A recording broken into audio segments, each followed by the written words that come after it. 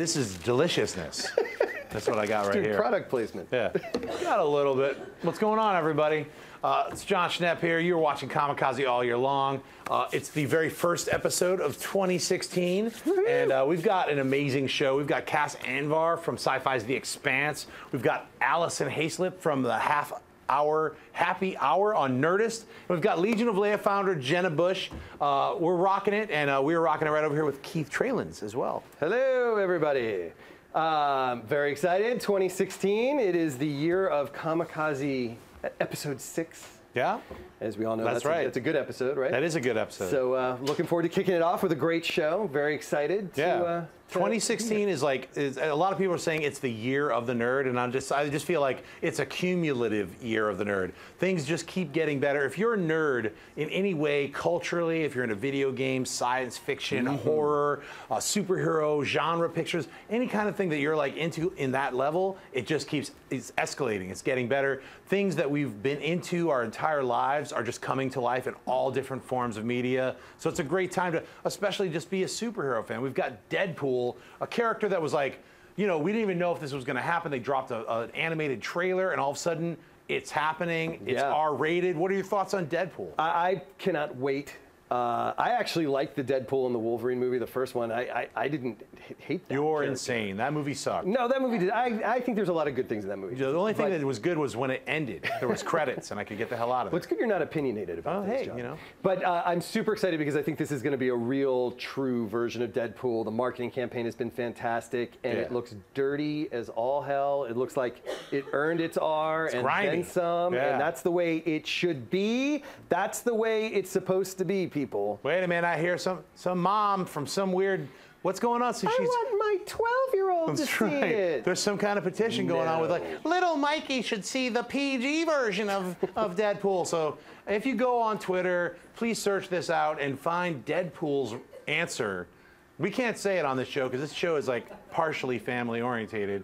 So if you want to find out what Deadpool said, I'm 100,000% behind him. I will right now give you a reenactment of the entire PG version of Deadpool. Ready? Here it goes. It goes like this. It goes, suck my scene. There we go. That's it. That's right. That's the whole thing. And your mom's a whatever. Right. Yeah. Exactly. It's you know, I couldn't stop laughing for at least 3 minutes. It was very satisfying, especially when you hear about this stuff and you're like, how can this even be real? And you're like on your little phone, I'm going to find this, and then you see the answer and you're like, I'm satisfied, and you throw the phone away. Yeah. You know, it's interesting because this whole thing about the petition and people supporting it, it bothers me as a nerd, as a geek, because this is non-nerd people trying to kind of get in and change what it is, not getting like, no. It's like, a little Tipper Gory, you know what I'm saying? It's like, our mother's against it. Listen, you don't even know what rap is. Get out of the room. If you were a cool parent, you'd take that 13 to the hard R Deadpool. That's right. Which means you are not a cool parent if you want the PG-13 version. Yeah, and you're ruining whatever that kid's life is going to be. Exactly. Little Mikey wants you're just ruin little Mikey. Ruin it. He's going to be lame, and he's going to want He's going to be very difficult upcoming years. He's going to want the Teletubbies live action movie. Right. Or hopefully he grows up and makes the horror version of the Teletubbies where they're murdering people. And murdering his mother. Yeah, the Extreme X version. Yeah, it's not even rated. We couldn't rate it.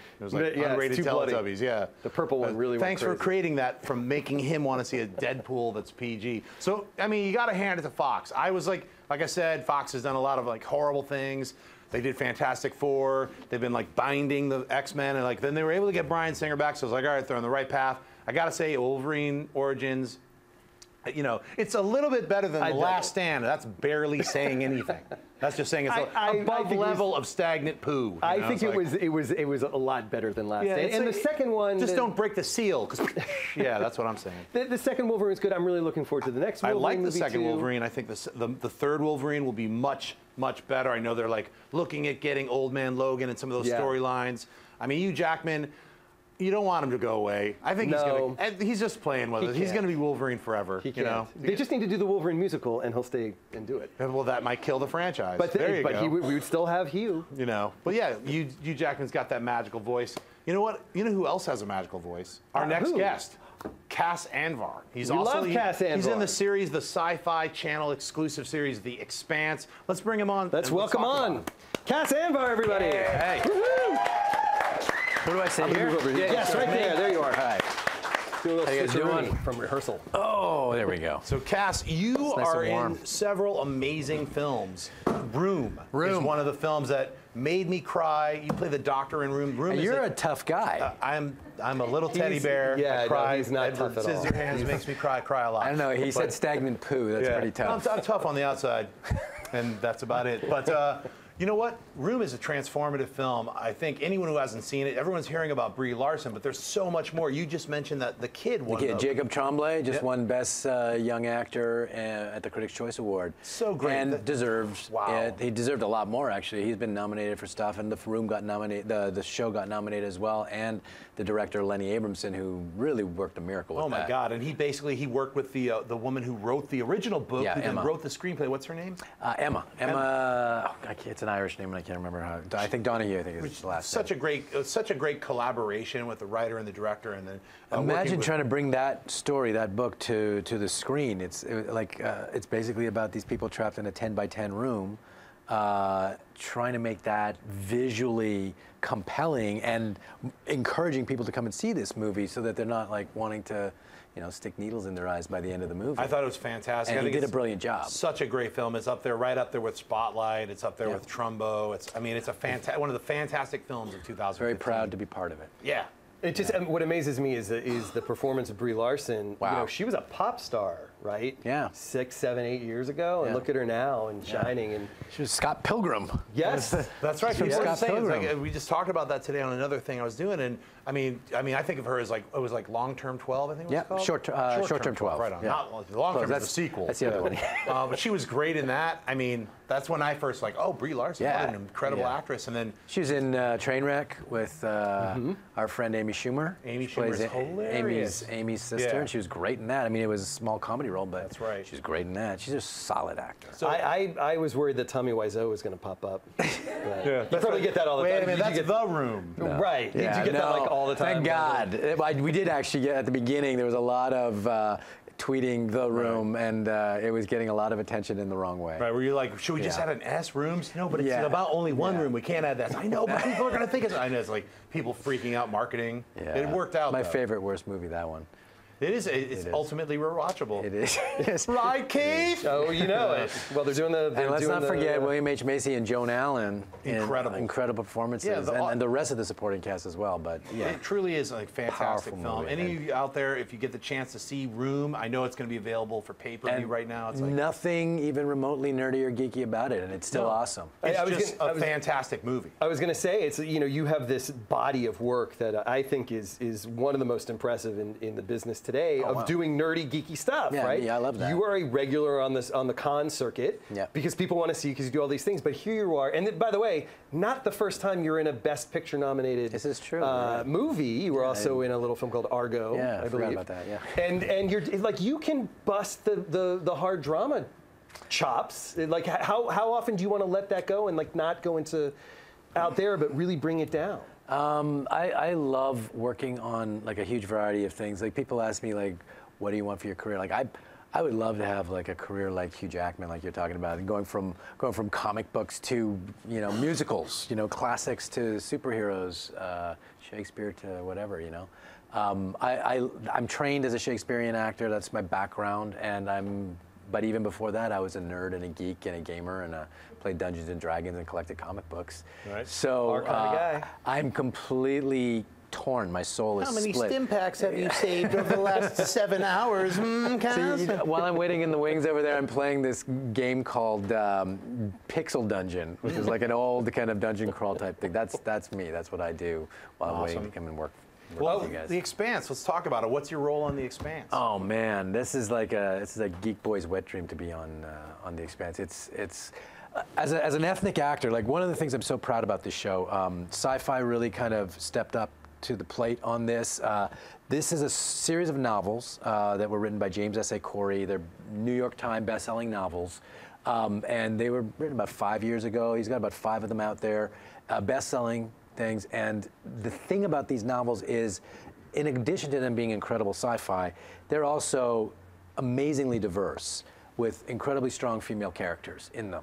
And you would think that would, as Hollywood wants to do, get it whitewashed and homogenized and have a lot of those strong women kind of let's get a man in their life and let's dumb it down a little bit for the and they, to SyFy's credit, they did not do that. The creators were really hardline about keeping it diverse. It's one of the most diverse shows on TV right now, with maybe Sense8. And so I get to play Alex Kamal, who is a Mars-born fighter pilot of East Indian Pakistani descent with a Texas accent. Nice. So that's awesome. I'm so excited when you said you're 5 episodes in, because I remember reading about it. SyFy put the first episode. Episode 7 is tonight.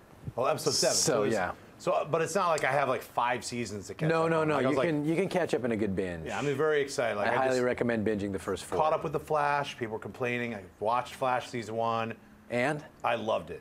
Because I saw the pilot and I was like, this has got a lot of, it was a bit quirky, but I liked it. And then I'm hearing great things about it. Yeah, it's so much fun. Fantastic. It just, I mean, I saw on plane Virgin Atlantic. I just binged 5 of them, and then I was like, then couldn't watch the other. Like, you know, this is like the old school series where there's like 23 episodes. You're like, come on, how come you can't just? I used to complain like, there's not enough. Now I'm like, there's too many. Yeah, it's like just do 7. Yeah, I've had to give up on certain shows because there's not enough time. But The Expanse is going to be top of my list. The Expanse is, I mean, they've put a lot of resources in it. This is probably the most expensive show SyFy has ever done. I think it's definitely the most Well, you got to be careful because they did do that whole show with the video game thing.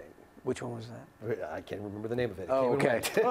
They built a video game around it. And you're talking about Defiance. Yes. Yeah. No, this is. Were you in Defiance? I was not. Okay. So the Expanse. You never know because you work in everything. I was not on Defiance. You were mentioning the Expanse has that flavor of Blade Runner. It's like when you said that, I was like, now I have to see it. Well, the Expanse has 3. It's got 3 different worlds to it. It's got my world, which is the Firefly world. It's like there's 4 of us on a broken down little ship trying to survive, running for our lives, and there were a bunch of misfits and kind of just recluses, all with broken, damaged pasts, and we're all kind of like figuring out who each other are, and nobody really wants to be there, and we're kind of forced into the situation.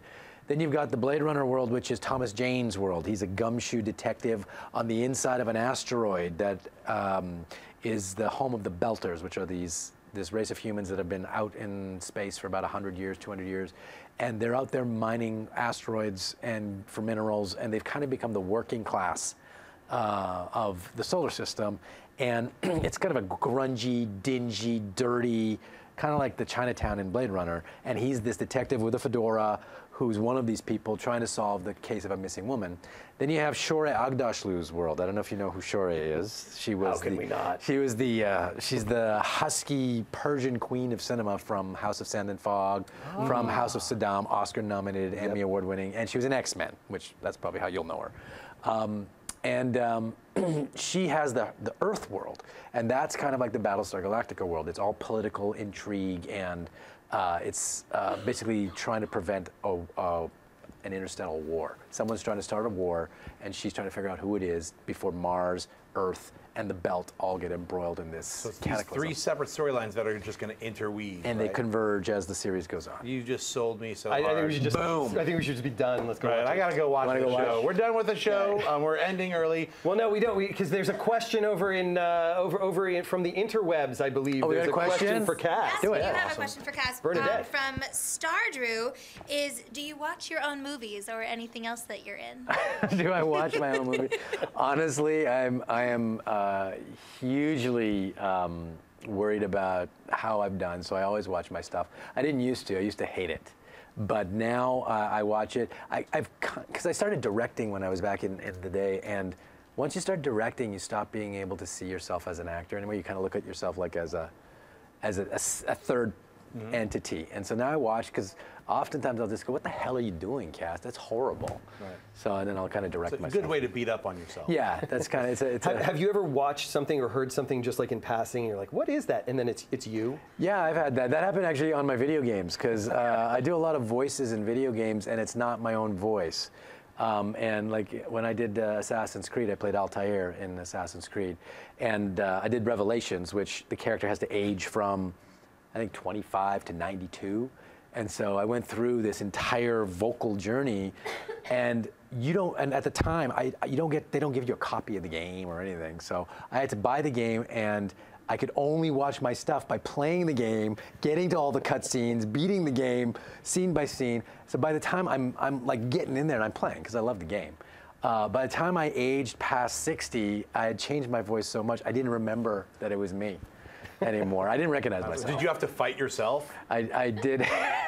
Luckily, he's the protagonist, so no, I had to die many times. Die me! Why do I keep having to see myself die? And it was kind of frustrating because other avatar. he doesn't know how to swim, so that was a sad way to die. Oh. Well, let's jump into some topics. You know, we always like to talk about things that are hot, and I should say this is our big Star Wars spectacular. So there's going to be a lot of focus on Star Wars. It's the first time that we're back since Star Wars has opened, so we're going to talk about that. But we'll start first with there was a trailer that dropped this week. I like that term, "dropped." Yeah. Because that makes me feel cool.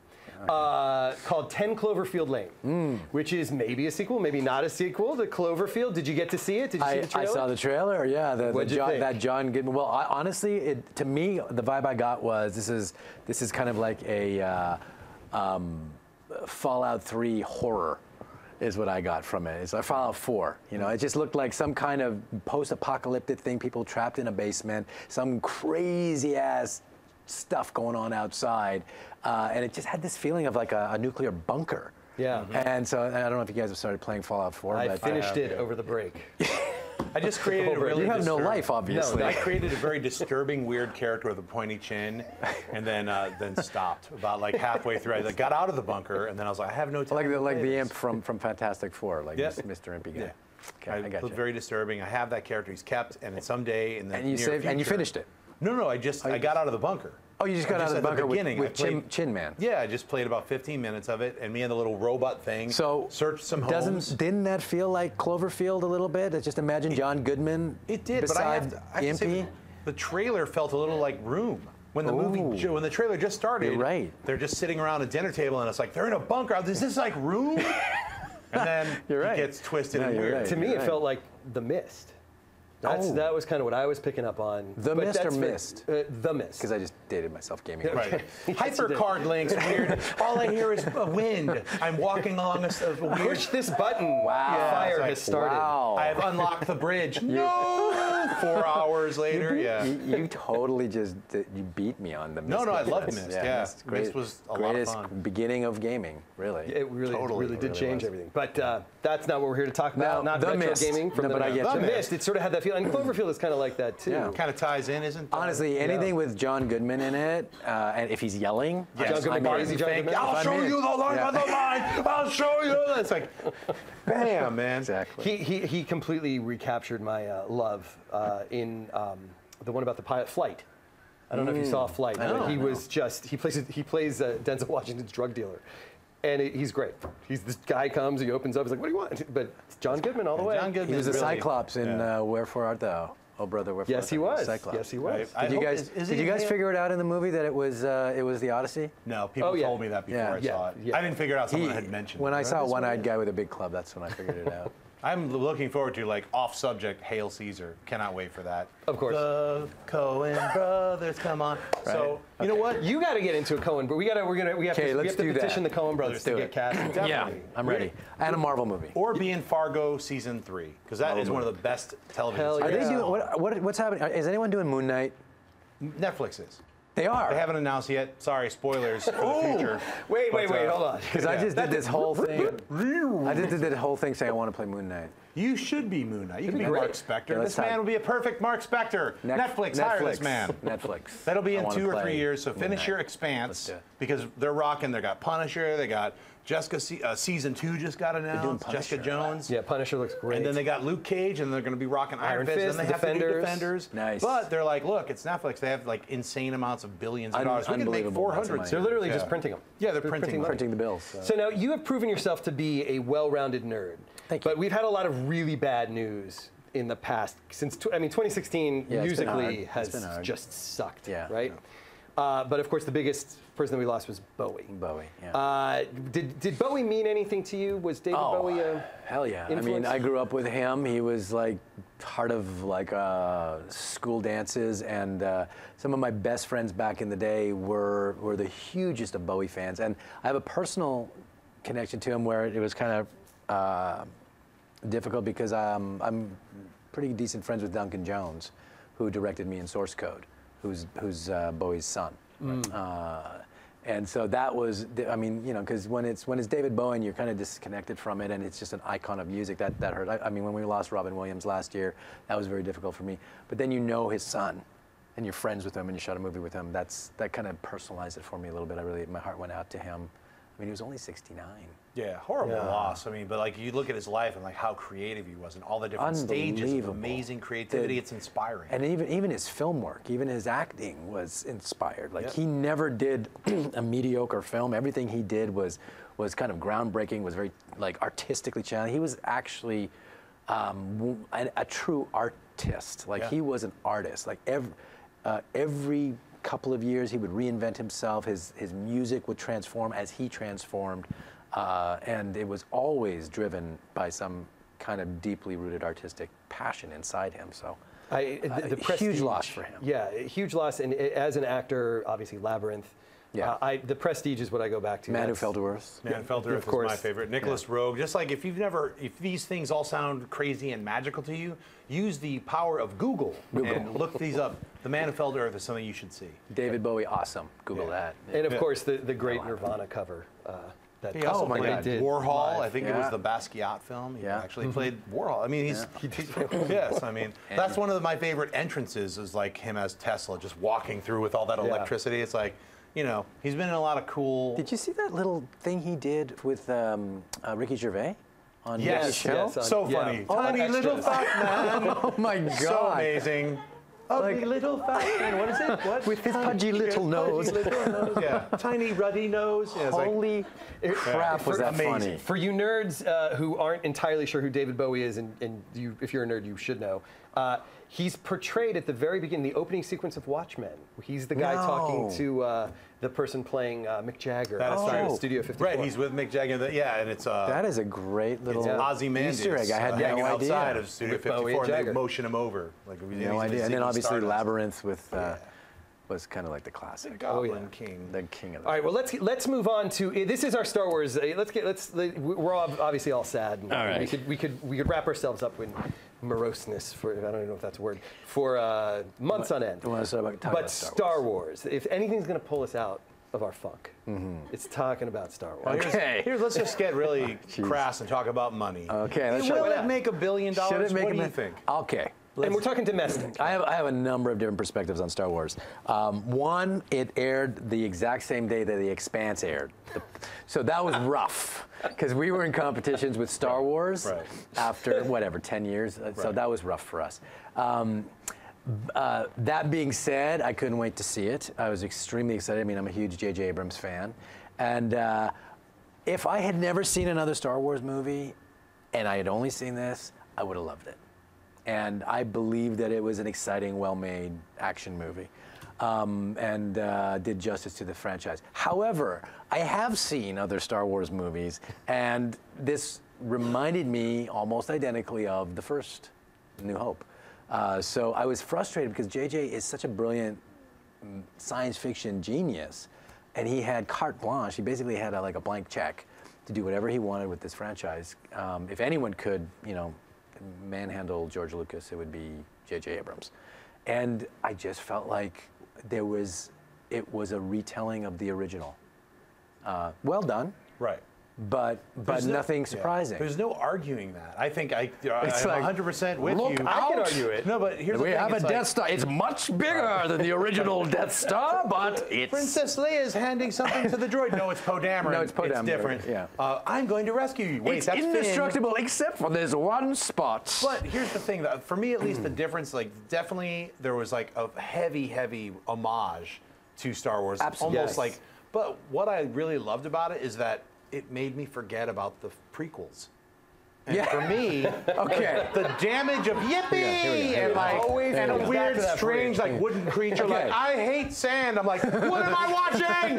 What am I gotta kill myself? Star Wars is ruined. Jar Jar. All this other horrible stuff has been washed away. I agree. Destroy your youth. No, I'm just saying, it's like Han Solo's there. He's doing stuff with Chewie. It's like, come on, that stuff's amazing. And actually, I think Harrison Ford did a great job. How do you come back, what, 25, 30 years later and revisit that character, which is an icon, and do it justice without disappointing? And I think, like, I enjoyed him every second he was on stage, on screen. And I really loved, oh, go ahead. No, I was going to say, I have a difference of opinion on because it is an homage, and I think I trust J.J. Abrams. And if there's one thing I've learned about J.J. Abrams, it's whatever you think is happening, it's not. You're going to find out 6 years later that there's a polar bear. It's completely different. It's a mystery box. What is it? Yeah. And I think all of those choices are going to end up being very, very deliberate and meaningful. And if not, then we should just bring Jar Jar back. I mean, Jar Jar will never return. But you know what? They handed it off to an incredible writer-director, Rian Johnson. Yes, very excited. Did Looper, did Brick. I cannot wait to see what his Empire Strikes Back dark version is going to be. I was a little disappointed because we didn't get to taste Luke Skywalker at all. I mean, we got that beautiful dramatic thing, but I mean, I'm not trying to be spoilery about this, but too late. We're spoiling. Hey, if you haven't seen Star Wars, you're insane. If you're watching this show, and you haven't, I mean, obviously, huge fan of his voice acting stuff as the Joker. Phenomenal. Have you seen Sushi Girl? Yes, I've seen it. He's fantastic. It's a good friend of mine who created that movie. Kern Saxon. Sushi Girl is fully endorsed by Kamikaze Expo. Oh, is it? And We're all pals with Neil Fisher. Fisher. Had it, Neil Fisher. We love Sushi Girl, and Mark Hamill was at our first Kamikaze Expo, so we love Mark. Phenomenal. In Sushi Girl, he played this psychopathic, sociopathic, slightly sexually ambiguous, dapper little homicidal maniac that you would never equate with Mark Hamill from Star Wars. So he has turned into this phenomenal force of artistry. I got a little story. And I couldn't wait to see him. Sushi Girl, his kids convinced him to do that role because he felt all awkward. Because I worked with him on a show called Metalocalypse. He's a voiceover actor in that, so I worked with him. He owned that role. He is a fantastic. He killed it with that. So I'm so glad because they were like, he was like, should I say this because I have to say some really objectionable things? And I was like, the kids were like, no, it'll be awesome, Dad. You got to do it. So I was like, thank God for his kids. Like that was like the Joker come to life. It was like, and it's fun to see that movie. You know, it's like gaining steam. It's picking up. I think people are discovering it. That's for you, Kern. We're doing this for you, Kern. Check it out, Sushi Girl. Check out Sushi Girl. All right, so we have spent just we could talk to you for hours. We've gone over, so we're gonna say goodbye to Cass for a brief period. You're gonna be back for the panel. Cass, here, have this delicious pretzel with chocolate covered awesomeness from. What is it? Matazaza. Maddie to the max. Thank you, Maddie. Maddie likes to come to the show. Very well. Thank you, Maddie. And we're going to go now. We had the Kamikaze holiday party this past December at Duff's Cake Mix in Hollywood. Duff Goldman for the Ace of Cakes. And it was amazing. We captured it for you, mostly to show you what you missed because you didn't come and you should have. So here's the video. Hi, this is Keith Tralins from Comikaze Expo all year long, and we are here at Duff's Cake Mix on Melrose for our annual Kamikaze Holiday Mixer, which this year, of course, with the movie opening, is Star Wars themed, and all these folks have come out to make Star Wars cupcakes. I can't wait to see what they've come up with. So let's go take a look.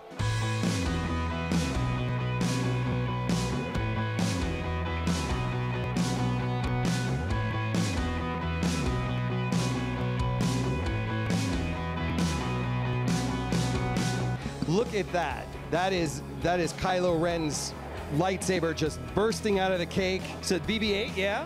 Yeah. Oh, that is so cute. And his holiday BB-8. He's got a little. Yeah, I guess he could roll around with the hat. Oh my gosh, this is amazing. You guys have to see this. First, we have an X-Wing TIE Fighter battle. And then we have Hoth, that's an AT-AT. Are you seeing this? R2-D2s. We have a pairing of R2-D2 cakes that look amazing. Are you done? Is that it? Is that it? I think I'm done. So now you get to eat it. We have a very cool Yoda one here. We have crossed lightsabers. And now over here, now I did a Maz also, but it didn't come out anywhere near as good as that one. How long have you been doing cake design for? Literally the first time I've ever done this. And are you having fun doing it? I am. Is it George Lucas's birthday? Is there someone named George here whose birthday it is? It's George's birthday! Happy Star Wars birthday! We have a BB-8 wearing a very nice Christmas hat and a great Ewok. Another Ewok, and look at that. That is so cute. I bet you can't wait to eat it. How you doing? Good. I brought my mom. Hi, Mom. Say hi. Hi. Best mom in the galaxy. And look at this one. We got Star Wars with gold sprinkles. She's wearing a Yoda necklace. I got it at Comikaze. All right, we love it. That's what I like to hear. We got Princess Leia head. Are you going to give her anything else, or is it just going to be the head? I don't know. I might give her some lips. Oh, there we go. Some lips, but just lips. So now I've been doing the interview duties because he's making a masterpiece cake. I never saw a movie called Star Wars. Well, they made a second film back like 400 years ago. It's called The Empire Strikes Back.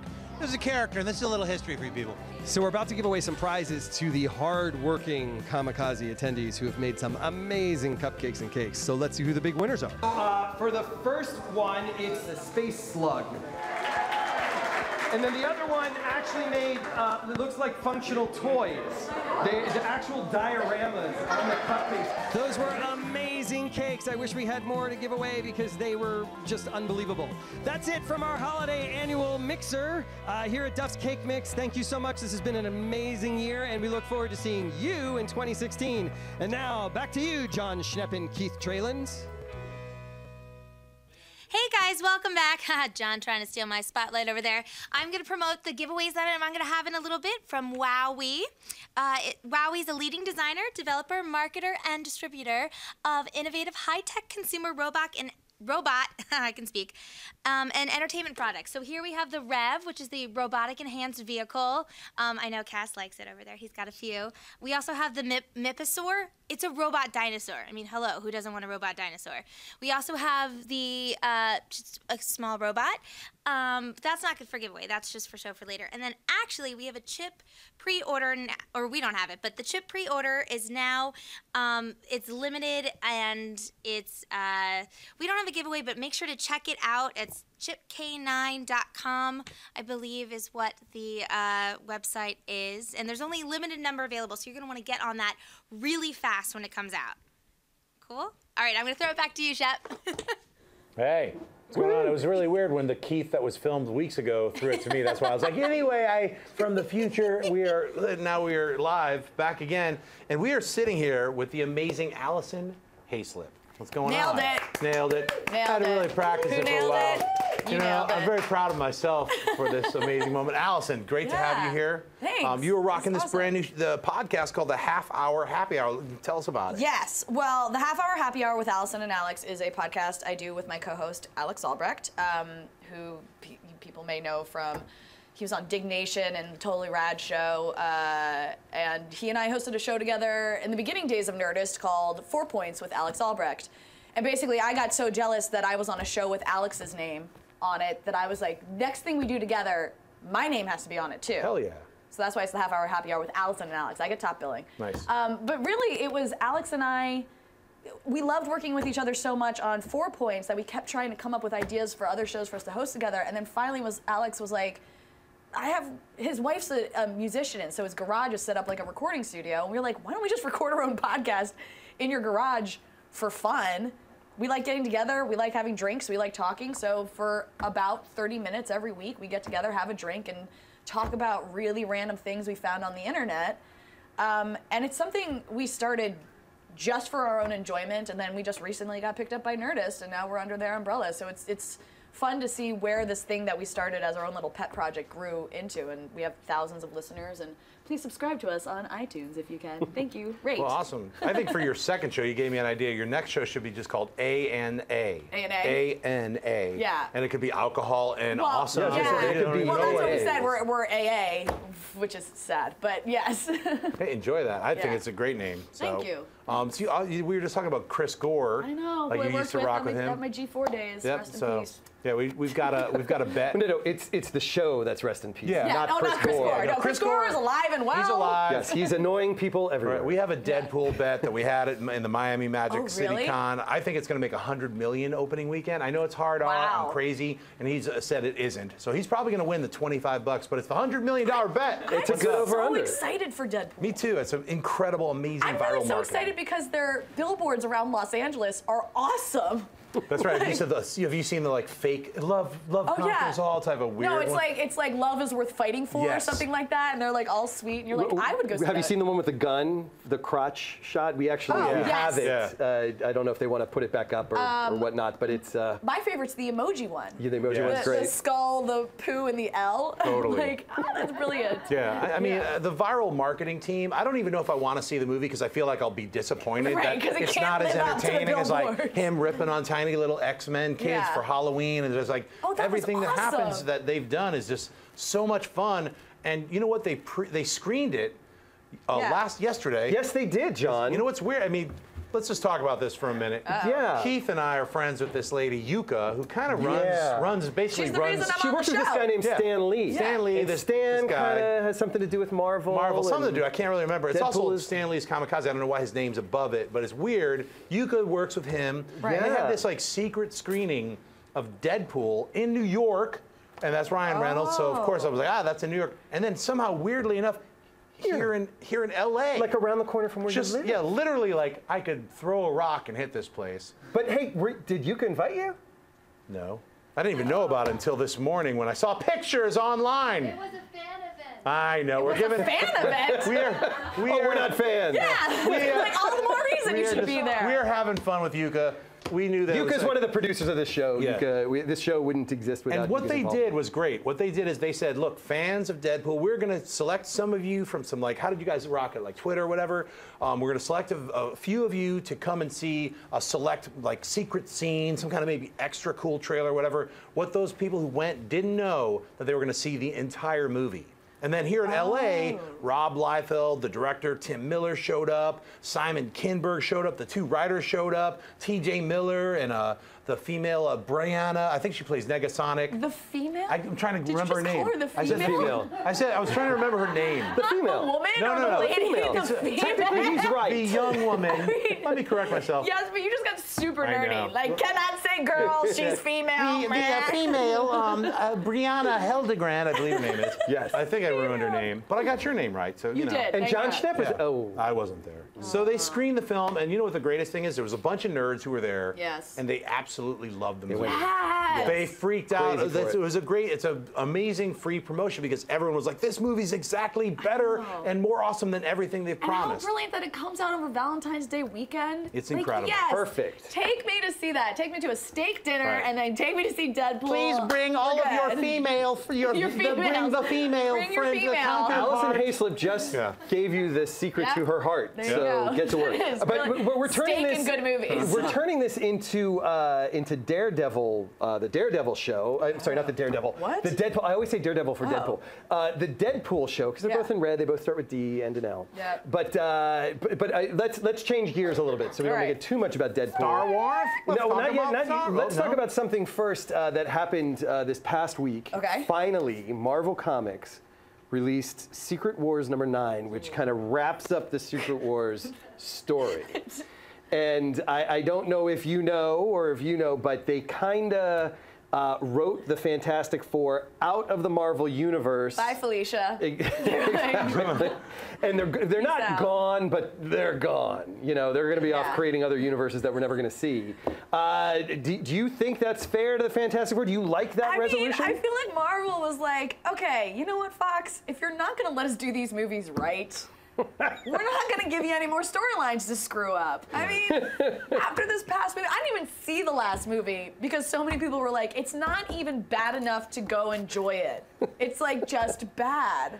My 8-year-old said, Fantastic Four comes out on Blu-ray and DVD and digital on Tuesday. This was obviously, a month ago or so. And I said, yeah, that's interesting. We're not getting it. No way. Hey, look, I saw it. I thought the first hour was good. It was like leading up. really? It was like the Ultimates kind of Fantastic Four. It's not like the Lee and Kirby Fantastic Four. It was definitely like, but they were like a little too old to be in high school. There was some weird decisions already in the beginning, but I was with it for like the first like 30 to 40 minutes. once Doom showed up in his weird like garbage can outfit and started blowing people's heads up, I'm like, what is happening with this movie? What happened? It goes crazy. They had such a chance to redeem themselves, especially with that cast. And I know. It's a great cast. It's like, they had the other 2 Fantastic Four films that were sort of like, funny, haha, weirdo films. I can't watch those. Well, because they were made prior to superhero films really becoming films. They were still popcorn, like, whatever, we just want to see people fly around and blow things up. And then finally... Here, you put on this outfit. Yeah, and then finally studios were like, oh, we could actually make these proper movies and maybe people would like them even more. And so you can kind of... Those first 2 Fantastic Four films, I get that they fall in that category, but not anymore. You get Michael B. Jordan in your movie, it should be good. You got There's no reason for Whiplash. it not to be The good. Whiplash dude is playing Mr. Fantastic. Why is it, Give him nothing. Don't give him really anything to do but kind of walk around and stuff. I know. I do say I know we're kind of also in Star Wars here, but I do feel like that was one of, I loved The Force Awakens, but when you have an actor like Oscar Isaac, I feel like he's got to do more than be really good at flying a plane. Like, I don't feel like they embraced him enough in this movie, and I'm hoping we get to see more of him. And yet women have like absolutely fallen in love with him with the Oscar Isaac bed pillow. Did you see that? No, the full-length That's pillow. a thing? It's a thing, a full-length Oscar Isaac pillow. Where do I get one? I like seeing Oscar now. Isaac. He had some other scenes. He got tortured by Kylo Ren. That was the best scene, actually, he got you're to right. fly, break the thing out. Spoilers, everybody. If you haven't seen Star Wars, we're talking about it. These are scenes. Don't try to silence me. It's too late. When I saw the movie the second time, that was actually the scene where he's getting tortured, was the scene where I was going, God, I can't imagine shooting that scene, because when you're just acting, being like, like, how do you not feel weird? Right. But there was the sort of the mirror scene with Kylo and Rey, where there was an extended no dialogue scene, and I remember watching it the first time and the second time, thinking, wow, they are really actually nailing it, and this is really well directed. The actors are totally committed to it, and you could see the dialogue in the battle, and I thought that was fantastic. And that's kind of what cinema's all about. I got to say, the 5th time seeing it, you basically enter their minds. That's what I floated through their minds. Boom. My mother, when she went and saw it a second time, was like, I think in Rey's flashback, you see Luke's hand. I'm like, that's in the trailer, Mom. Can we talk about the fact that your mom saw it twice? Oh, yeah. How cool is that? That's awesome. Oh, I think she's seen it 3 times. What's the first one called? Phantom Menace came out. My mother and I went and saw them in the theaters together 3 times. Technically, that's not the first one. That's a bizarre, weird prequel. The one. It's a weird prequel that we really can't talk about. It gets the 1 in front of it. Yeah, it has a 1. So, well, obviously, you're a Star Wars fan. I got to ask you, Han Solo, was that the right end for our hero? Spoiler alert! Was that the right way? Spoiler alert. Was that the right way?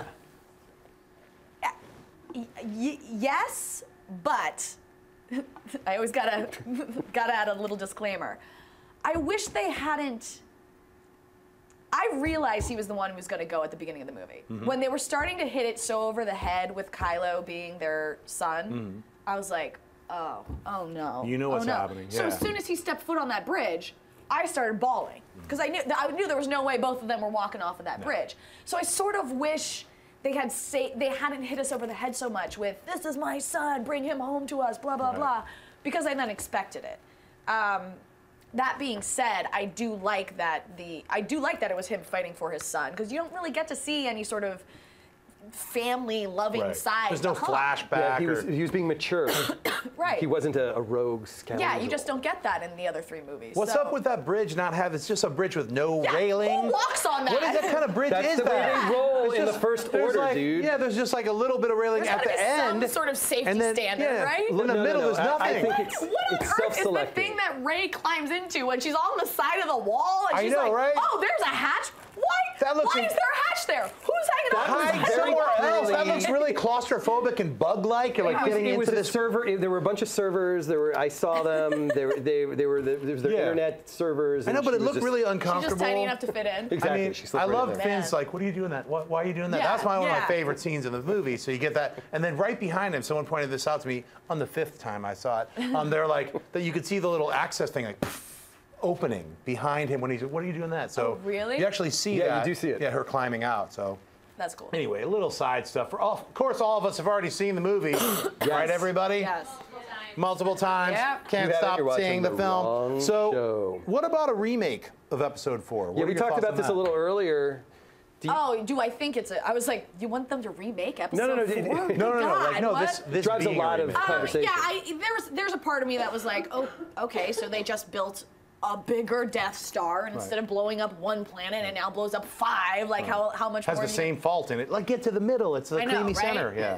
Everything. I mean, you could say then it's also a remake of Jedi as well. Right. I sort of believe we needed a movie like this to fulfill the fan desire. Yes. Because now I feel like the next 2 movies can go wherever the next 2 movies. We don't need any more characters in it. Right. Like I'd love to see Lando pop up at some point, but like we don't need to like bring back all the characters we love. We don't need to see any more of the stuff we had from the 3 movies that we love. Right. Yeah. Now the series is free to go wherever it needs to go. We can create new characters we fall in love with, new worlds, new things like that.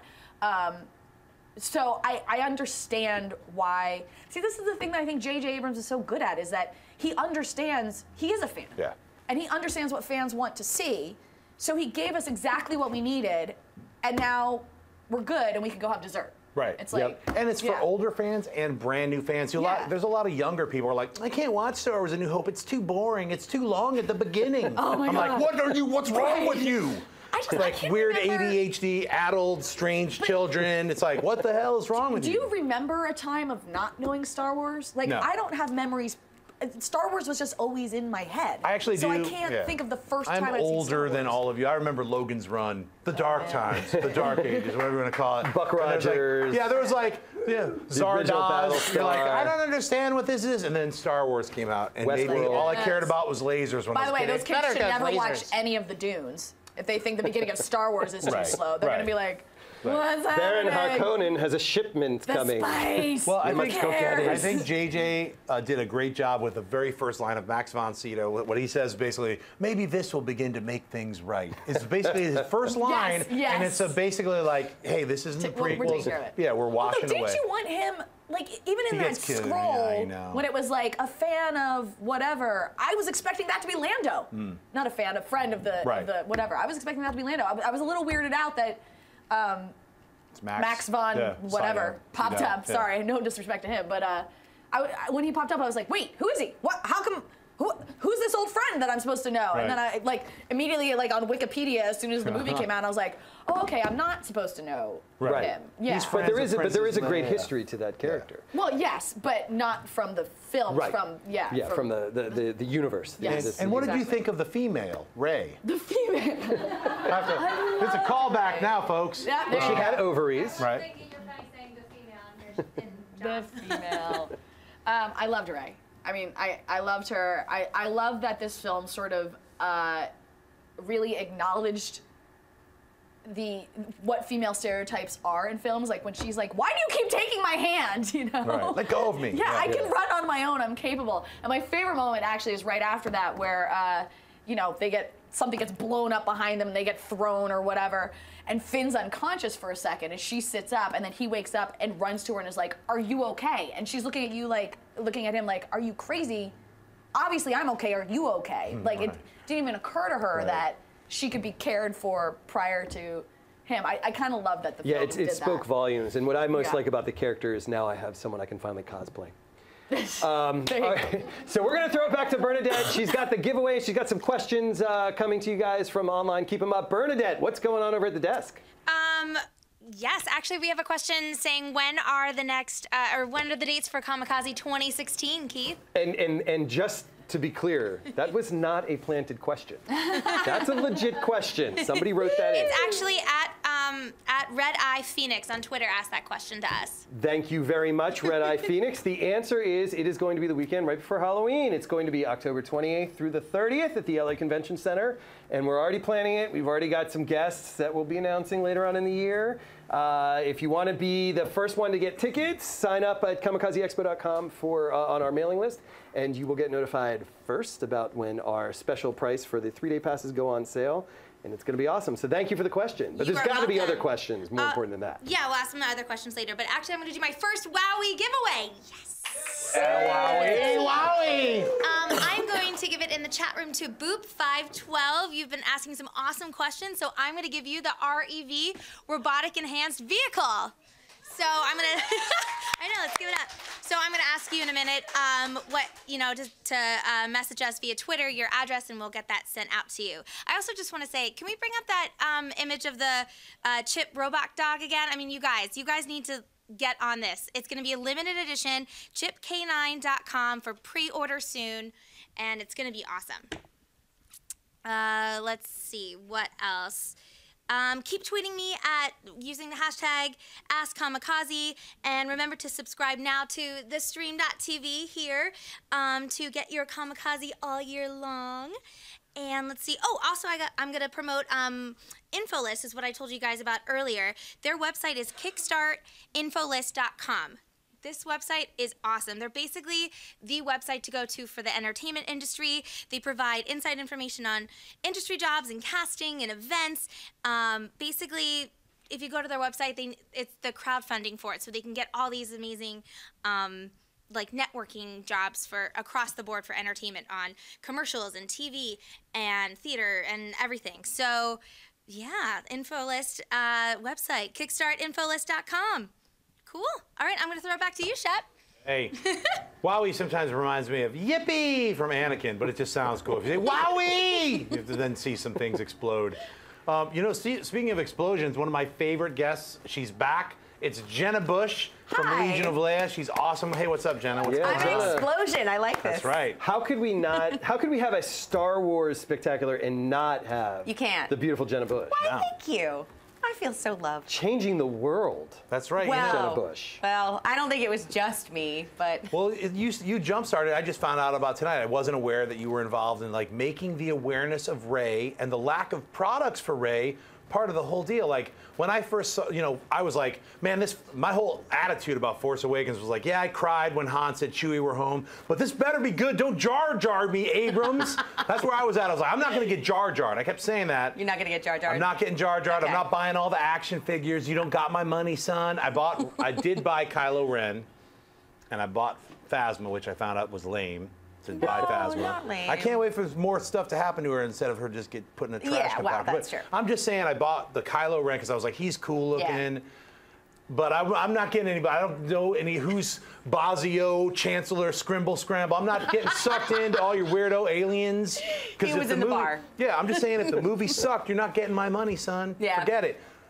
I was very happy I bought some metal Kylo Ren the day I was seeing it. I got on the Disney lot, all fucking, got to see it before, blah, Couldn't talk about it. Now we can talk about it because if you didn't see Star Wars, you're insane. Or Spoiler dead. alert. That's no. Yeah, How many times are we going to say that? It's playing all across the entire planet. It's playing in China, where you can't even breathe. You have to breathe in a theater. That's how you go. No, that is why you go. You have your rebreathers, and you're like, Star Wars, oh, thank God for the oxygen. I just lay in here and see it 8 times for the beautiful oxygen quality. So let's talk about this whole thing. Okay. Quality equals Rey. You said, what's up? Okay, so I started this hashtag Where's Rey because I went into a Target and there was another one of those exclusive Hasbro Target sets, and it had Chewie, it had Kylo, it had Finn, and unnamed Stormtrooper number 1 and unnamed Stormtrooper number 2. No female characters, no Rey. Now this was before the movie came out.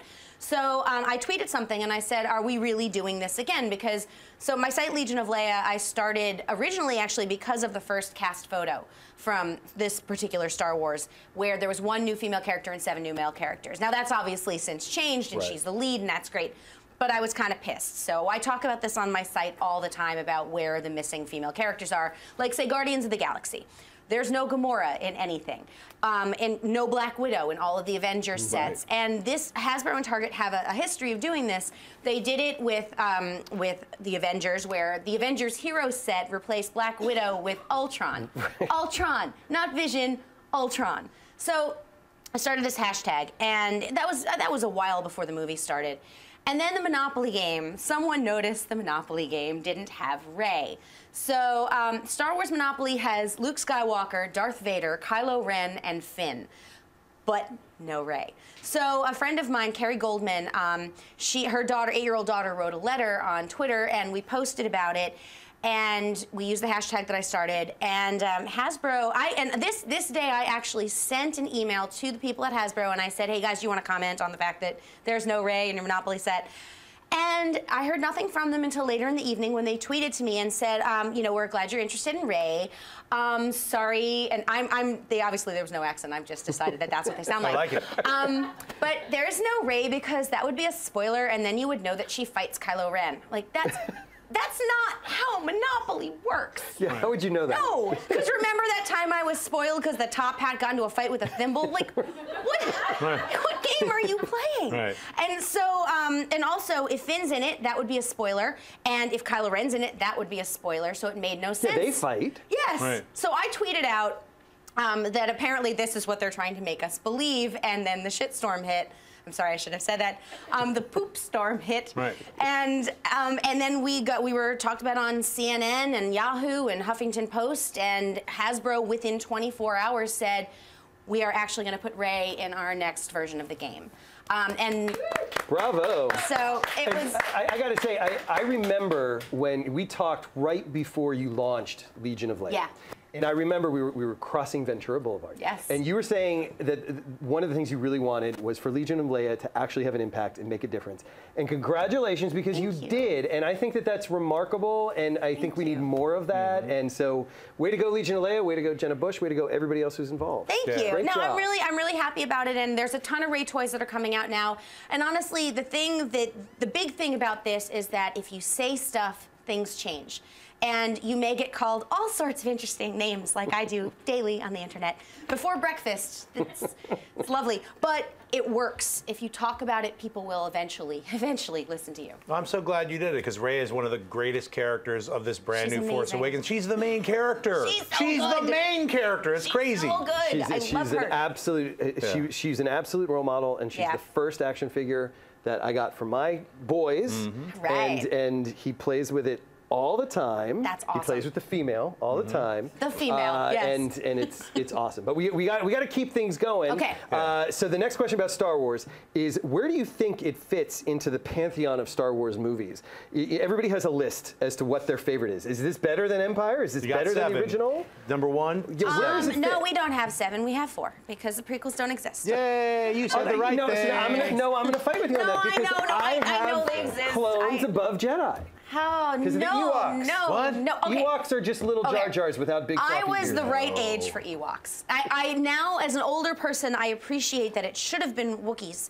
But I was the right age, so I was like, oh, he's so cute. I want to play with one. Ewoks are the best. Yes, thank you, They Allison. all die. They all get stepped on. Check it And out. also, they eat people, because I don't know where Yes, they Leia's do. dress came from, Right. unless they had eaten someone else They were and going saved the to eat clothes. Han Solo. Yeah, exactly. So that's fine. They're cannibal, or not. Well, they cannibal. wouldn't be they're cannibal. No, they're man-eating teddy bears. It's fine. Look, you know what? That's cool. We all had Life Day on Kaishak with the holiday special. Yes. Right? Remember Chewie and his grandpa Chimbles and all those other fun Wookiees? That All all the got humans were introduced to? sedated during the taping of it. I don't know what I happened with think Harvey some of them were Korman. on some things. Maud was in it. What was going on? That's freaky. was That thing is in it? The insane. Arthur in the Star Wars The first scene universe. was good. That is totally crazy. It totally is. You gotta but- you gotta get on some drugs to see that. Well, okay, no, I actually did have to watch the prequels again because I wrote chapters in the book Star Wars Psychology. So one of them was on being a Jedi. I wrote it with Dr. Janina Scarlett. So we had to rewatch them. And it occurs to me that there are many things about those films that would have been good if someone else directed it and someone else was playing Anakin. Right. Because in all the Anakins. Yeah, and I think there's so much that's so messed up about the way that the Jedis work in the prequels. So I mean, they're like, hey, teenage boy who has this crush on this hot chick, you know what you should totally do is go stay in a lake house with her where it's gorgeous and there's no one else around and you protect her, but don't have sex. Right. Come on, even my dad knows you can't do that. Here's a giant fireplace, and she's in a weird leather bondage outfit. Hang out with her. Yeah. So yeah. So so I think had someone else been in the prequels and had been directed by someone else, I would have liked them a lot more. That said, no Jar Jar. I think it's really hard to put these in an order for myself. I mean, Empire's always going to be top of the list for me, but I I mean, I think it really depends on how you felt about Star Wars at the time. You know, one of the things, I actually vote in the Critics' Choice Awards, and I was there for that speech, the child speech, which was the best speech ever in history. But we were talking about, you know, having Star Wars: The Force Awakens up for Best Picture because it screened after all the critics had voted for the Critics' Choice Awards, and we as a group voted to include it for Best Picture after the fact. And it's hard to decide whether or not you should take what it means to people, its cultural significance and all of that, and weigh that in because that is part of it. Seeing this film, part of it is the experience that you have, your relationship to Star Wars, everything that you've thought about it. So I don't even know how I would rank them. I mean, the prequels would be at the bottom for me, definitely. This one, maybe it's because of the anticipation, maybe it's because of Rey, maybe it's because that I watched that film and said, oh my God, this is a character that's gonna do for little girls what Leia did for me. That's maybe number 2 for me now. All right. Yeah. Where does it fall for you? Misa, think numbers weird. Don't understand. Lick poo. I think mine rock Empire, Star Wars, Force Awakens, Return of the Jedi. Yeah. I'm with you. I have clones over Jedi, but sorry, not clones. Revenge. Yeah, you keep saying clones. I know. Stop saying that. I assume that you mean because in clones there was the rolling through the field. Don't roll through the field. If there are big giant animals there, they poop. That's a bad idea. Yes. Just say. I was thinking the same thing. How did they get clean? They were probably filthy. Just roll covered in poo. You know, I had to unfortunately watch. I did a commentary track on those original prequels because we were like, we're going to watch all of them for our fans and do a commentary. It was like, it was such mindless torture, and there's a camera on us, so people are like getting sadistic pleasure in watching us having to sweat and sit through this mind-numbing experience, and then they're like, we're watching it with you and experiencing it, but luckily we could rip on it, so that was the only saving grace, but it really wasn't. It was like you had to re-experience them, so now I know I never have to ever watch them ever again. No, me either. Well, I hope you got paid for that. I did. Good. All right, so you mentioned Star Wars as Best Picture. Now, Star Wars was not nominated for an Oscar for Best Picture, but a geek film was Mad Max Fury Road, which also had an incredibly strong female character. What do you think of that? Yes, I was so happy. Okay, first of all, any time that you have SyFy in a run for Best Picture, it makes me happy. It's such a good film. It's really cool because it was done first with storyboards before there was even a script, which I think is the coolest thing ever. I'd gone to a panel that George Miller did where we were asking him some questions, and he was talking about how cool that was. And I live with a storyboard artist, so this is kind of a neat thing. But it was so well done, and the main character is so fantastic. And it's not about, you know, being pretty or, you know, being like a lot of, for many years, a lot of strong female characters, in air quotes, were just guys with boobs. But she was a woman. She was amazing. She absolutely should be up for Best Actress. I was just about to say that. Because the question is, should it be nominated for Best Film? And I don't know if it should be for film. But for actress, I think it absolutely should have, because she carried that movie, and I'm super psyched that Tom Hardy's involved, because I think he's going to be a great Mad Max, and it's great that we're going to have that for a whole other generation. Did you feel when you watched it that you were watching an Academy Award worthy film? Yes, absolutely, absolutely. And I mean, the stuff that I saw before it came out, I was over the moon about. But watching it, I made noises only dogs could hear while I was watching that movie. I was, I mean, my head was exploding. Guitar guy on the front of a truck. Come on. How can you? It's wonderful. Doof. Everything. Let's do this. And also the fact that there was so much practical in it, so many practical effects. I mean, there were composite shots, but I know a couple people who know a lot of the stunt people, and they were doing these things. That's incredible. That's amazing filmmaking. To me, something like that is better than The Revenant, where like you're not really acting so much as reacting to the fact that you're cold and there's a bear. Right, and I'm glad you brought up The Revenant, because it's like I do think Leonardo deserves his Oscar nomination, but The Revenant does not. I did not like that film. Hateful Eight is a much better winter western. I agree. The Hateful Eight, I think, is one of the most underappreciated movies of the year. But for Mad Max Fury Road, when I saw it, I got a chance to see it 6 months before it came out with some unfinished special effects, and I was like, my mind was melted. I love The Road Warrior. That's one of my favorite all-time films, and this film is on that level. So when I finally saw the finished film for 2015, it was in my top 10, all the way up *1. I was like, something's got to beat it. So bring forth the thing that beats. I live, I die, I live again. Nothing will beat that, and nothing did. Yeah, nothing. I it's a wanted movie to filled win. with females. It's an amazing film. Charlize Theron is incredible. Oh, she's amazing. Great. And I have to say, I didn't understand why stores were selling out of the shiny cake spray. And before I saw it, and then when I saw it, I was like, oh, shiny cake spray! I'm going to the store. Right. I'm fine. I'm not obsessed at all. So we love the movie. That's great. Now you mentioned the Star Wars psychology book. Yes. Please give us a plug. Tell us about it. What is going on? Is anything in the book changed from the movies? No, because all of the stuff that we talked about were things that already happened, and I think especially there's a chapter that was done about women in the Star Wars universe, and I think we've expanded on that now. I'd love to do a different edition with some extra chapters, but it's really fascinating. So it's a bunch of psychologists and then a bunch of pop culture experts who got together to write these chapters about so many different things in the Star Wars universe, and it was so much fun to write. So I got to write a chapter with Janina Scarlett, who's a psychologist, and I got to do an interview with Sam Witwer, who was the voice of Darth Maul in the Clone Wars, and talk about the psychology of that and self-actualization. And it's a series of books called Psyche. So Walking Dead Psychology is already out. I did not do that one because I'm not caught up, but we also have Captain America Psychology, Captain America versus Iron Man Psychology, Game of Thrones Psychology, Star Trek Psychology, all coming out this year, and Doctor Who Psychology. Wow. Nice. So you can pre-order on Amazon. And go get them because they're by our friend Jenna Busch. Jenna, thank you so much. Yeah. Thanks for having me. This was awesome. Bernadette, what is going on over in your neck of the woods with the live chat? I'm turning away from the camera. She's over there. I'm over here. Hi. We actually have a question T. Kane has for Jenna. What film are you looking forward to the most this year in 2016? Oh, God, there's so many good ones. I mean, obviously, I'm going to say Rogue One because, seriously, like, it's a Star Wars film. What else am I going to say? But there are so many good ones, like Suicide Squad, I'm actually really excited for. Fantastic Beasts and Where to Find Them, I'm super, super excited for. I mean, there's so many, and this is the perfect time to be a geek because there's so many films out now that are just, oh my God, I'm pushing my glasses right back up my nose. I'm so happy. There aren't a lot of films I'm not looking forward to, actually. Right.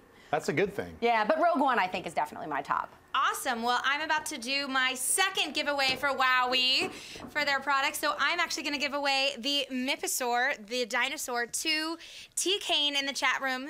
They have been asking some amazing questions and getting the chat, continuously going. So the Myphosaur is going to you, T. Kane. So I'm going to ask you that in a second. I also am going to shoot back to InfoList. Their Kickstarter or crowdfunding basically is kickstartinfolist.com. This is a website that's going to get you in the room. They connect you all across in the entertainment business for website castings and jobs. Let's see what else we got. And events, and awesome. Okay, so I'm gonna be right back. I'm gonna get T. Kane's information, and I'm going to throw it to a commercial, I think, so stay tuned. We'll be right back.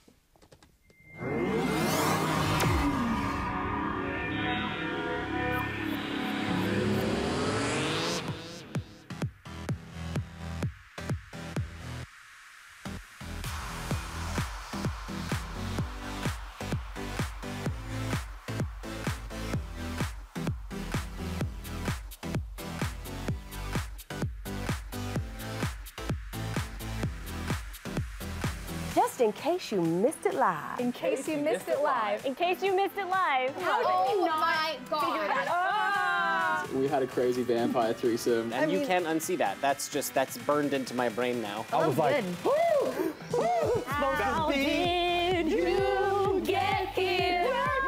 No. Look at me, I'm dancing. You know why we saying yes. You know why we saying yes. Here's quite something. We're like, ooh, inseparable. She was shadier than Sunglass Hut with Ray-Bans on sale, ladies and gentlemen. No, it wasn't. So come on. You just went to a totally different direction on that. When a billionaire goes broke, it means he's got like $4 million. Hold the phone. Hold on. Bro. I found her to be deliciously out of control. Oh man, looking forward to this fight. Ooh, they about to get together. Watch, it's about to go down. Somebody better take some pictures of this. I just slapped the crap out of Nick. And he's just his big head. You know, you can't count anything out. Look at you. It's been another awesome night at theStreamtv, guys. Awesome. Thank you for joining us, you guys. Yes. We love you.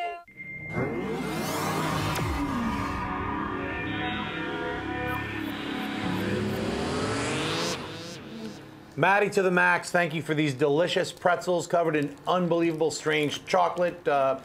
What's going on, Keith?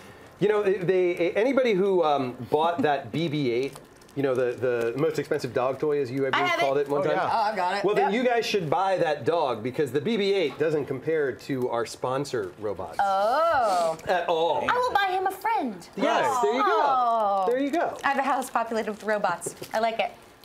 So here we all are, Schnepp. Yep. So you got got all our BB-8s? It's Star Wars Extravaganza. I think you should fire off some Star Wars questions, don't you? All right. Yeah, let's get all the guests involved in this. Best moment of Force Awakens, starting with you. Ooh, funny stormtroopers. And then finding out it was Daniel Craig. But that whole scene into when Kylo Ren, you know, goes all emo on the room because she escaped and destroys it all, and the two stormtroopers walk around the corner and then they're like, no. And then they just walk the other way. I was like, I love giving stormtroopers personalities. Totally. That's awesome. For me, you would think it would be something Rey, but it's not. It's Maz Kanata when she goes, "Where's my boyfriend?" I love that Wookiee. Yeah. I love that line. It makes me happy every time I see it. Cas, it has to be Han Solo. I said before I couldn't see him coming back after all this time and giving it, and he gave it with his first appearance. That first scene when I'm choking on my pretzel. Right on. But it's so good. when they brought him out to the that big junk hauler when they captured the ship, I just fell in love with him all over. Yeah, I think for myself it was like the Kylo Ren freakouts, like the tantrums that he had. They were funny. Yeah. So many fun moments. Finn doing the, hey, why do you keep doing that? Like and the lighter thumbs up. The lighter thumbs up. But it might have been a middle finger. Okay. Droid, for me, it's Finn with the "Who's the boss now?" Because you know he wanted to say "Who's the boss now?" bitch, but they couldn't. But I love that moment. Deadpool would have said it. Oh yeah. I like to think that shot him. if that one stormtrooper was like traitor, if that was Phasma, then all of a sudden she would have had a whole scene that would have made. I don't understand why that's one less action film. Yeah. It did make no sense to me. Who's this random dude with this random weapon that no one's ever seen before? My guess is just like watching Star Wars Rebels and seeing sort of the training of stormtroopers that they're probably going to do some sort of backstory or that person like some that might come up again. Right. So, and Phasma, my guess is, I mean, we have Boba Fett. Boba Fett doesn't do crap in any of the movies, and he's still awesome. So, but I have a feeling Phasma's going to be back and doing a ton of stuff. So I'm not too concerned. All right, so let's rock back into the where did it fail? Ooh. I have to start? Yes. Yeah. Start that up. I got to think about this. Keith, where did it fail? Going to me. Where did it fail? It failed for me in not and this is going to sound like I'm pandering, I swear, not having enough Leia. It wasn't clear. It was like, okay, here she is, and she's just doing the same thing as before, and she's kind of maternal, and she knows her husband died, and her true love died, but we got like nothing from her, and I just feel like it was a missed opportunity to really flesh out her arc even more, and I'm hoping we see that in the future. I think we will, and I mean, I have to say, like, I could always use more Leia, but you remember her entire planet was blown up, and she was still like, Like, that's it. But it got rid of her accent. That's true. It did get rid of her accent. It was the accent that's right maybe out the best explanation for the disappearance of that accent that I've ever There heard. you go. It's psychological trauma. Millions of souls being extinguished simultaneously. Absorbing her accent. Absorbing her accent. I do think it was very interesting that Rey had a British accent and Finn had an American accent because the actor who plays Finn is British as well. Can you I was imagine like, how hard what? that is to do? Yeah. Yeah. I thought of mine. And I forgot it. Oh, it was something I talked about earlier. I do feel like they hit us a little too much over the head with the Kylo Ren is. I mean, I think it could have been such an amazing reveal if we did, you know, because it's referenced right at the beginning. Right. When we first meet Kylo, they're like, well, I know who your father or your family. Father Han Solo or whatever. You come from this family, and that's sort of hinted at. And then if we don't know until Han steps foot on that bridge and says, you know, take the mask off, I expect to see the face of my son, you'd be like, oh, snap! Yeah. That might be a little close to the Luke, I am your father moment, but still, that would have been such a better payoff than us finding out from the giant hologram being like, well, Han Solo is your dad. Wink, wink, You mean Gollum with a scar? Gollum with a scar. Well, I mean, I definitely think there's the... All right, first of all, I do want to say something about the bridges because none of the bridges have railings, and that just seems like a fail to me. But I would walk off one and die. I would too. I would fall That's down. self-selection for the Stormtrooper program.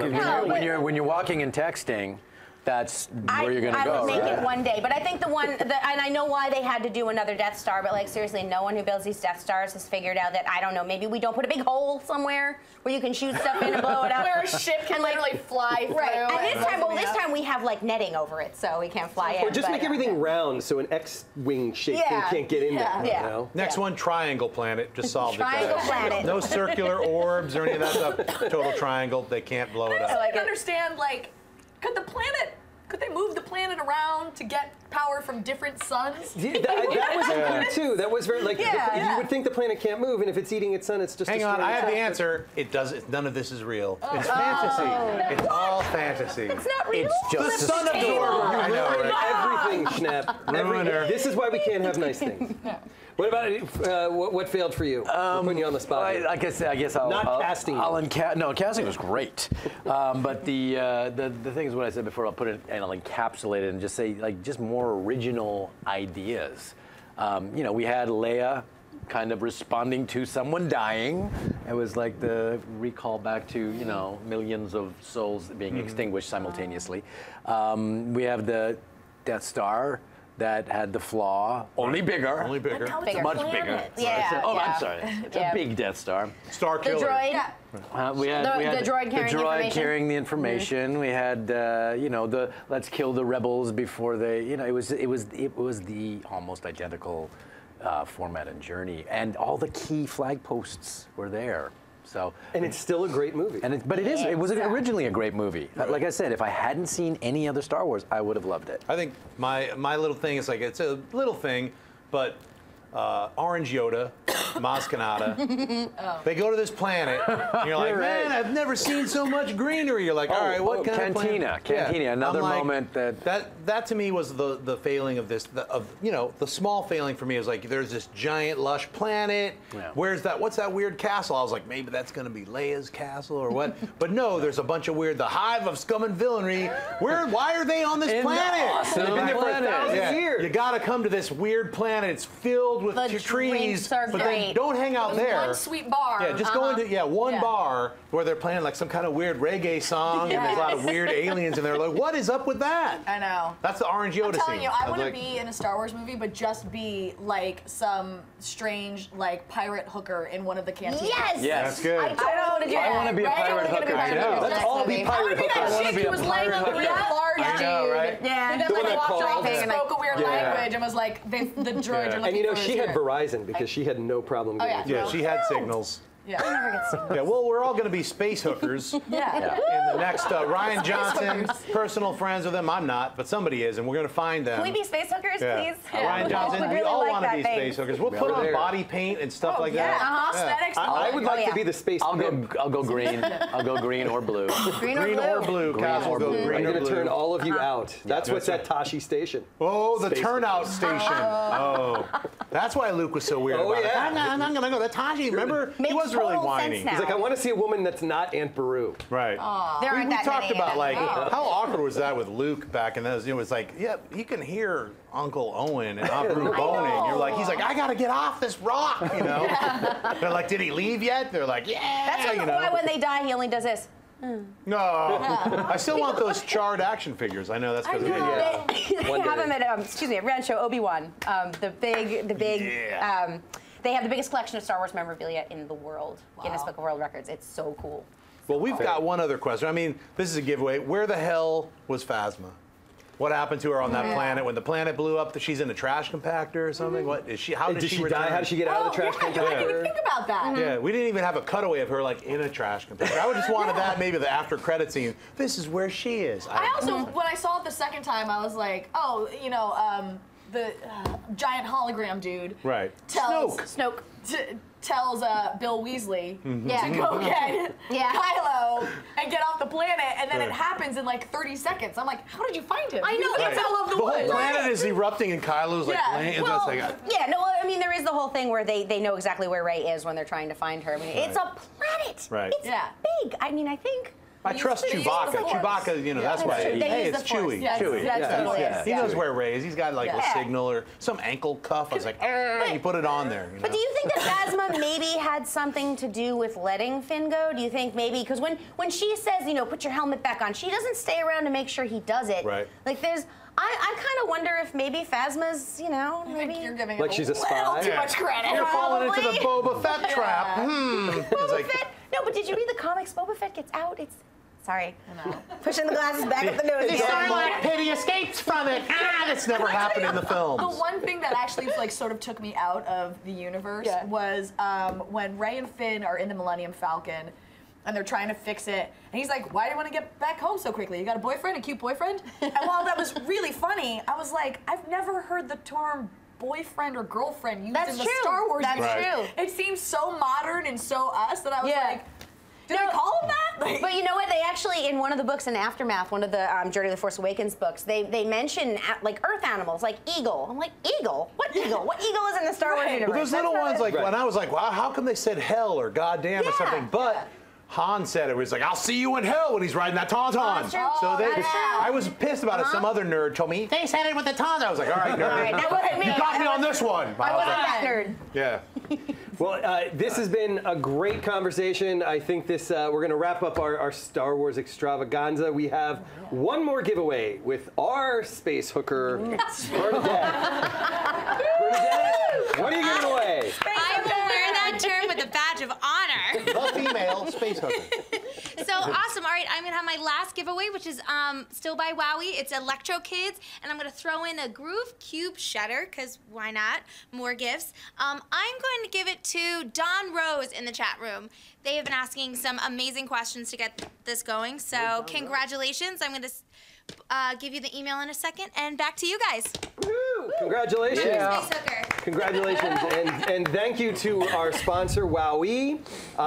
Without you guys, we wouldn't be able to do all this, so thank you. We appreciate it. Yeah. Let's give a special thanks to our guests. Let's. Yeah. The great Cass Anvar, who I'm so pleased is here. And Doctor in Room! Yes, When you guys said that, I was like, I just watched that movie 3 days ago. I know. I'm still crying. I can't talk to him. I can't tell you. Yeah. And Cass has been a big supporter of Kamikaze. You've been up to several Kamikaze expos. One of my favorite cons on the planet. I love you just made my month.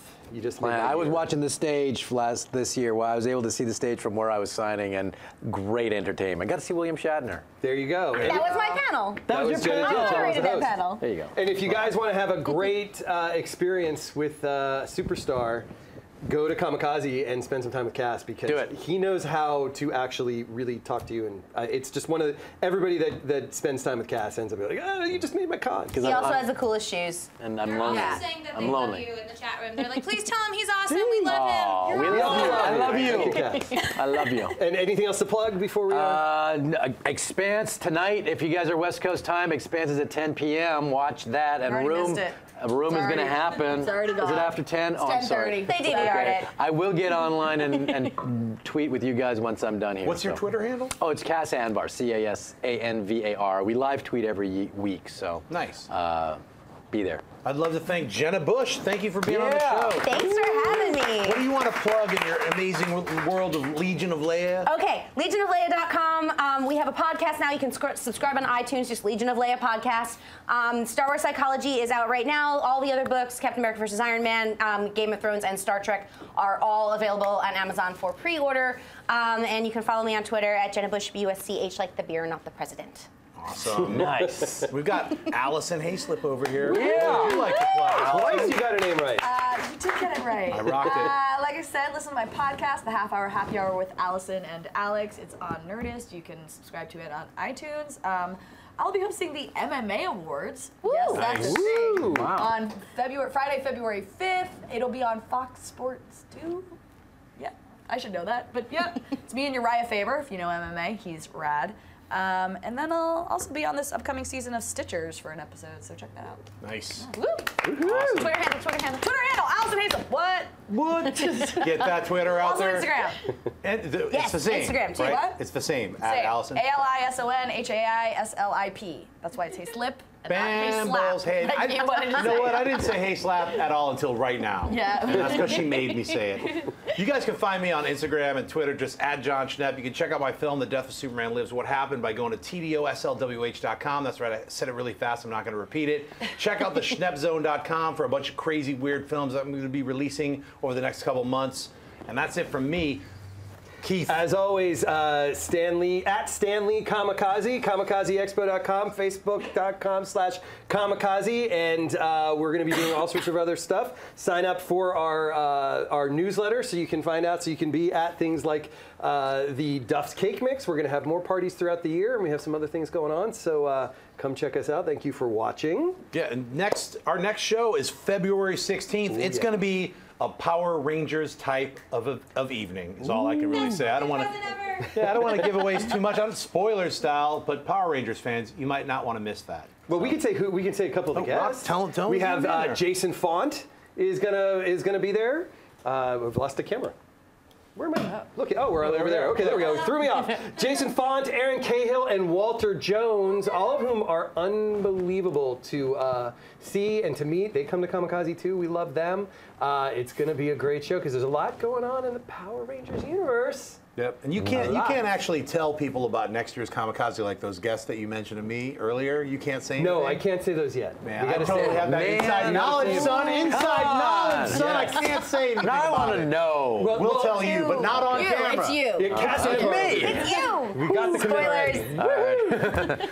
And Cass is going to have the best table. I promised him already. Table. The best right table. in the center of the, in the center, right beside William Shatner and Stan Lee. I'm right there.